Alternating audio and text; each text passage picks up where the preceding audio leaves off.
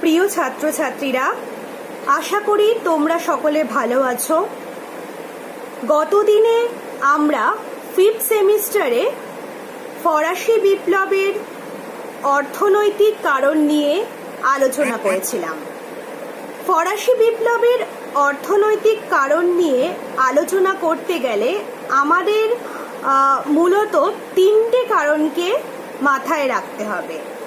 প্রথম কারণ ফ্রান্সের রাজকোষের শূন্যতা, বৈষম্যমূলক কর ব্যবস্থা এবং অর্থনৈতিক বিপর্যয়।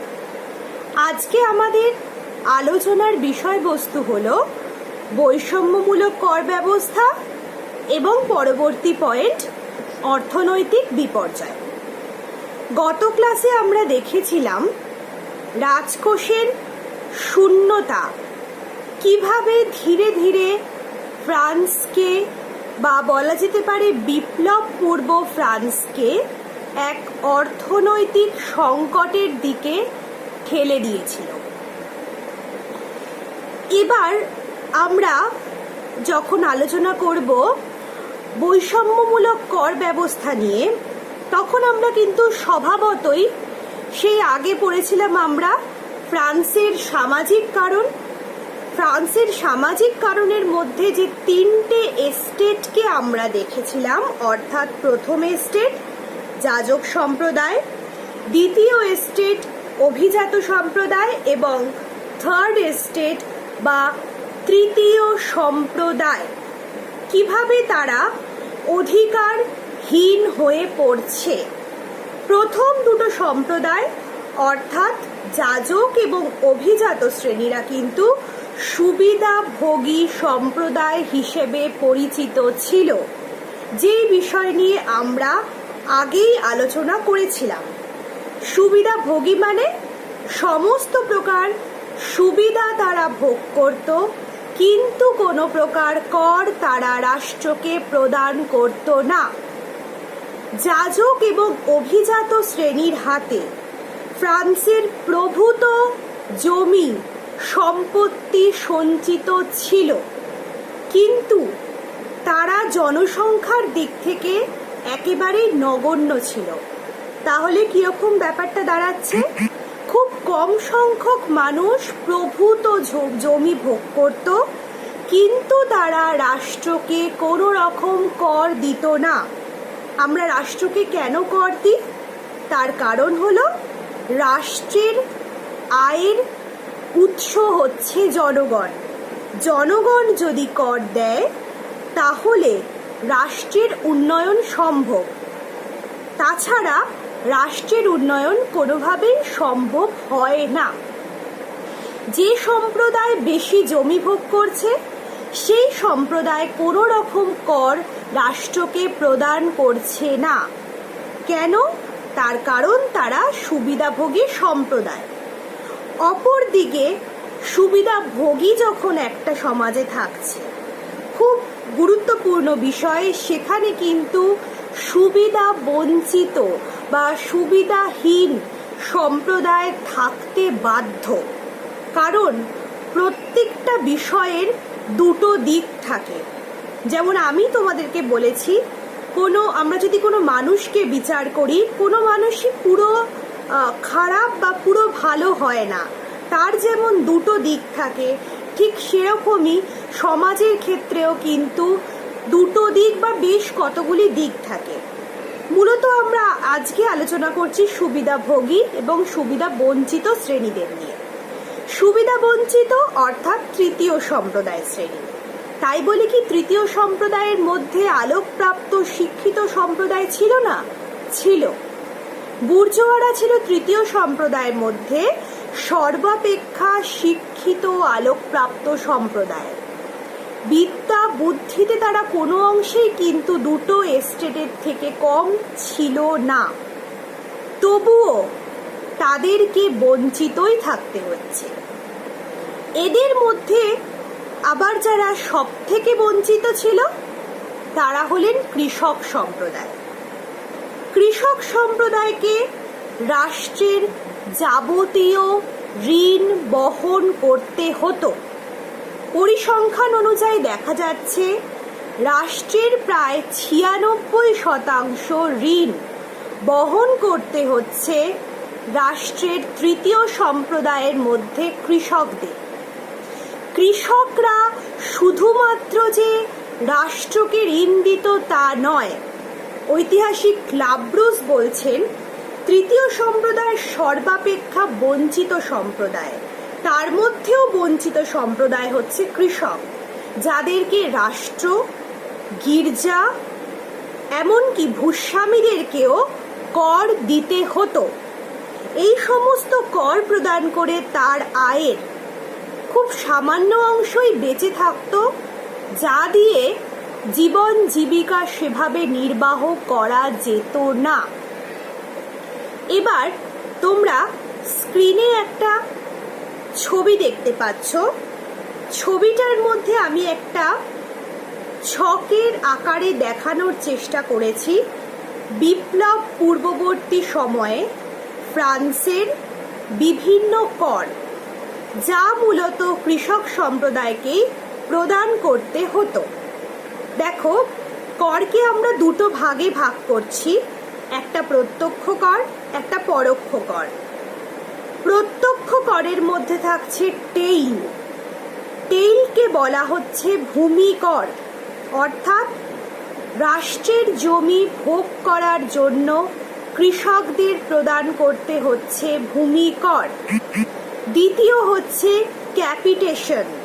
ক্যাপিটেশনের অর্থ হচ্ছে উৎপাদন কর। তৃতীয় হচ্ছে ভিটিং এমে, অর্থাৎ হচ্ছে আয়কর। এর পরবর্তী কর হচ্ছে পরোক্ষ কর। পরোক্ষ করের মধ্যে থাকছে গ্যাবেলা। গ্যাবেলার অর্থ হচ্ছে লবণ কর, অর্থাৎ সেই সময় কিন্তু লবণ উৎপাদন করলেও রাষ্ট্রকে কর প্রদান করতে হতো। প্রত্যক্ষ করের মধ্যে দ্বিতীয় হচ্ছে টাইথ বা ধর্মীয় কর, যেটা প্রদান করতে হতো গির্জাকে। তোমাদের আগেই বলেছিলাম সেই সময় ফরাসি গির্জা ইন্ডালজেন্স বা পাপের ছাড়পত্র বিক্রি করত। তৃতীয় সম্প্রদায়ের মধ্যে যারা একেবারেই হতদরিদ্র, যাদের মধ্যে শিক্ষার আলো সেভাবে প্রবেশ করে, তারাই এটা সংগ্রহ করত। এর পরবর্তী পয়েন্ট দেখো, পরোক্ষ করের মধ্যে এইডস কর হচ্ছে মাদক বা তামাকজাত দ্রব্যের ওপর কর। এই সমস্ত কর কিন্তু ফ্রান্সের কৃষকদের প্রদান করতে হতো, অর্থাৎ রাষ্ট্র, গির্জা, সামন্ত প্রভু প্রত্যেকের কাছে কর প্রদান করতে করতে তাদের আয়ের মাত্র ন্যূনতম অংশ, বলতে পারো তোমরা 1/5 অংশই থাকতো তাদের জীবন ধারণের জন্য, যেটা কখনোই একটা পরিবারের ক্ষেত্রে সুস্থ জীবনযাপনের জন্য কখনোই সম্ভব হয়ে উঠত না। এর পরবর্তী সময়ে রাস্তাঘাট নির্মাণ, রাস্তাঘাট সংস্কারের জন্য এই তৃতীয় সম্প্রদায়ের যারা ভূমিহীন কৃষক মূলত, তাদেরকে কিন্তু বাধ্যতামূলকভাবে বেগার শ্রম দিতে হতো। এই বেগার শ্রম করকে বলা হতো করভি। এটা কিন্তু বলতে পারো বাধ্যতামূলকভাবেই তাদেরকে দিতে হতো, অর্থাৎ তারা এমন এক পরিস্থিতির শিকার হতো যেখানে তাদের অন্ন জোগাড়ের ব্যবস্থা সেভাবে হতো না, কিন্তু তাও রাষ্ট্রকে খুশি করার জন্য ক্রমাগত কর তাদের প্রদান করতে হতো। এই জন্য কারা দায়ী? অবশ্যই ওই আগের যে দুটো সম্প্রদায়ের কথা বলছিলাম, অর্থাৎ প্রথম সম্প্রদায় যাজক শ্রেণী এবং দ্বিতীয় সম্প্রদায় অভিজাত শ্রেণী। তৃতীয় সম্প্রদায়, প্রথম সম্প্রদায়, দ্বিতীয় সম্প্রদায়, এই তিনটে শ্রেণীর ছবি তোমরা স্ক্রিনে দেখতে পাচ্ছ। দেখেই বুঝতে পারছো যে তিনটে সম্প্রদায়ের মধ্যে তৃতীয় সম্প্রদায় কতটা শোষিত, নিপীড়িত ছিল। এই তৃতীয় সম্প্রদায় কিন্তু আবার সরকারের সমস্ত রকম করভার মেটাতে বাধ্য থাকত। যেহেতু প্রথম দুটো সম্প্রদায় কোনো কর মেটাতেন না। সরকারের অভ্যন্তরীণ শুল্ক নীতি এবং বাণিজ্যের অবাধ বাণিজ্য বলতে পারো, অবাধ বাণিজ্য নীতি সেটা কিন্তু কখনোই সরকার গ্রহণ করতেন না। এই অভ্যন্তরীণ শুল্ক নীতি আর শিল্প নিয়ন্ত্রণ নীতি, এই দুটো নীতির ফলে কি হচ্ছে, মানে অভ্যন্তরীণ শুল্ক নীতি এবং শিল্পনীতির ফলে যে মানে পণ্য চলাচল ব্যবস্থা, সেই পণ্য চলাচল ব্যবস্থা কিন্তু সেভাবে হচ্ছে না, যার ফলে অবাধ বাণিজ্য হচ্ছে না। ফ্রান্সের রাজাদের মধ্যে চতুর্দশ লুই, পঞ্চদশ লুই, ষোড়শ লুইয়ের যে সমস্ত অর্থমন্ত্রী থাকছেন, তারা বারবার করে বলছেন রাজাদেরকে অবাধ বাণিজ্যের জন্য বা অবাধ বাণিজ্য পরিচালনা করতে। কিন্তু দুঃখের বিষয়, ফ্রান্সের রাজারা তাদের অর্থমন্ত্রীর কথায় কর্ণপাত করছেন না এবং বাণিজ্য কখনোই অবাধভাবে সংগঠিত হচ্ছে না। এমনকি এ সময় দেখা যায় যারা এই বাণিজ্য বিভাগের কর্মচারী ছিলেন, তারা কিন্তু বণিকদের ওপর যৎপরানাস্তি অত্যাচার করতেন, বণিকদের কাছ থেকে মাল লুট করতেন, নানাভাবে অর্থ আত্মসাৎ করতেন। এই অনাচার ব্যভিচারের পরিমাণ এতটাই বেড়ে গেছিল যে ফ্রান্সে বণিকরা শান্তিতে ব্যবসা বাণিজ্য করতে পারছিলেন না। আর এই যে সরকারি কর্মচারীদের মধ্যে দুর্নীতি, ব্যভিচার, তার ফলে একটা মোটা অঙ্কের টাকা কিন্তু সরকারের রাজকোষে জমা পড়ছে না, সেই টাকাটা অধরাই থেকে যাচ্ছে। এইভাবে ব্যবসা বাণিজ্য বিঘ্নিত হওয়ার ফলে রাজকোষ কিন্তু ক্রমশ শূন্যই হয়ে পড়ছে। তাহলে দেখো, প্রথম পয়েন্ট আমরা আলোচনা করেছিলাম রাজকোষের শূন্যতা। এই রাজকোষের শূন্যতা কিন্তু একটা বিশাল রকমভাবে মাত্রা যোগ করছে ফরাসি বিপ্লব সংগঠিত হওয়ার ক্ষেত্রে। এই পরিপ্রেক্ষিতে অ্যাডাম স্মিথ বলছেন মিউজিয়াম অফ ইকোনমিক এরর। কাকে বলছে? অবশ্যই ফ্রান্সকে বলছে। ভ্রান্ত অর্থনীতির একটা জাদুঘর বা মিউজিয়ামই তো বটে, যেখানে প্রত্যেকটা মুহূর্তে একটা সম্প্রদায় শোষিত হচ্ছে, একটা সম্প্রদায়কে বারবার সমস্ত কর বহন করতে হচ্ছে, অথচ অপর দুটো সম্প্রদায় কিন্তু কোনো মতেই তাদের কর প্রদান করছে না, রাষ্ট্রকে সাহায্য করছে না। যাদের হাতে বেশি জমি রয়েছে তারা কোনো করই প্রদান করছে না, সমস্ত সুযোগ সুবিধা ভোগ করছে। রাষ্ট্র কিন্তু তাদেরকে প্রাথমিক পর্যায়ে জোর করছে না, সমস্ত অত্যাচার অবিচার সহ্য করছে তৃতীয় সম্প্রদায়। তো এমন একটি দেশকে অবশ্যই ভ্রান্ত অর্থনীতির জাদুঘর বলা খুব একটা ভুল বলা চলে না। আচ্ছা, পরবর্তী পয়েন্ট যেটা, সেটা হচ্ছে অর্থনৈতিক বিপর্যয়। আমরা পরবর্তী ক্লাসে তোমাদের সাথে আমি অর্থনৈতিক বিপর্যয় নিয়ে আলোচনা করব।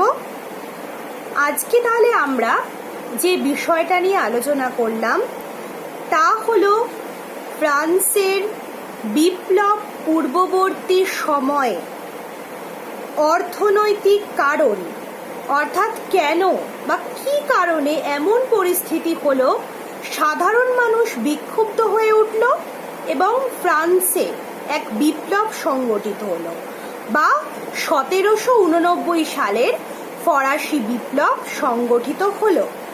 আগের ক্লাসে আমরা দেখেছিলাম সামাজিক কারণ, কিভাবে সামাজিক কারণ ফ্রান্সের সাধারণ মানুষের মধ্যে অসন্তোষ তৈরি করছে।